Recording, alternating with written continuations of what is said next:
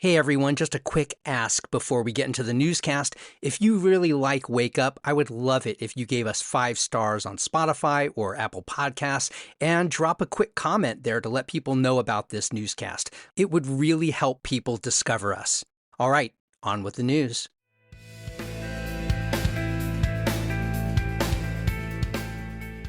Wake up, Pittsburgh. I'm Matt Peiken, happy to be back with you on this newscast for Thursday, January 29th. Amid growing national scrutiny of immigration enforcement, Allegheny County Council introduced a bill Tuesday that would block local cooperation with federal agencies like ICE and CBP. The legislation prohibits county staff from sharing information or facilities with immigration agents unless backed by a judicial warrant, which ICE typically lacks. The move follows 2 recent fatal shootings of U.S. citizens by federal agents in Minneapolis, sparking local protests. Backers say the bill protects community trust in law enforcement. State lawmakers have introduced similar proposals at the Capitol. Read more about this in the Post-Gazette.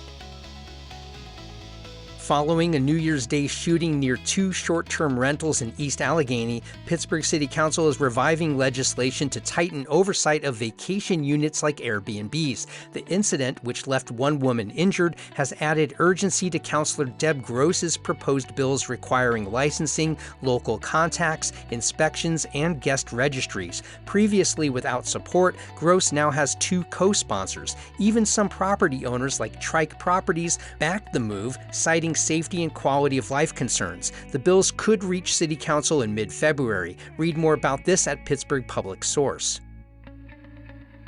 Pittsburgh Regional Transit's decision to suspend all bus service this past Sunday night stemmed from what officials and drivers called some of the worst winter conditions since 2010's Snowmageddon. Union President Ross Nicotero described the challenge as driving a 60-foot toboggan, citing poor visibility, narrow streets, and buses getting stuck. Though the union didn't influence the call, both agency leaders and operators agreed safety had to come first. Ridership was minimal, and many drivers couldn't safely return home. Delays continued well into the week as frigid temperatures settled in. Read more about this in the Post-Gazette. As AI tools become more common at the University of Pittsburgh, faculty are adjusting their classroom policies in response. Following Pitt's recent launch of its Claude for Education AI assistant, professors across disciplines are grappling with both the promise and pitfalls of AI in learning. Some, like English professor Annette V., encourage thoughtful, transparent use. Others, including biology professor Danielle Spitzer, are more restrictive, citing concerns over learning loss. Meanwhile, Pitt is hosting prompt writing workshops to build AI literacy among students and staff. Read more about this at the university's Pitt News.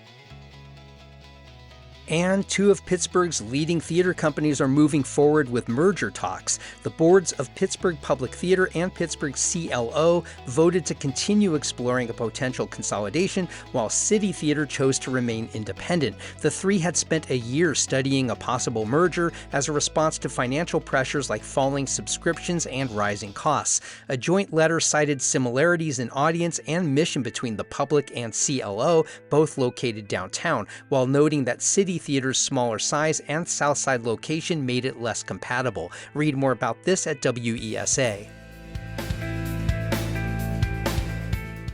If you haven't already, sign up for our free daily newsletter. It's basically this newscast in written form. Go to WakeUpPitt, that's Pitt with 1 T, .transistor.fm. You can also find us on Facebook and Instagram at WakeUpPitt. And please share this podcast with your friends who care about this city. I'm Matt Peiken. Thanks for starting your weekdays with Wake Up Pittsburgh.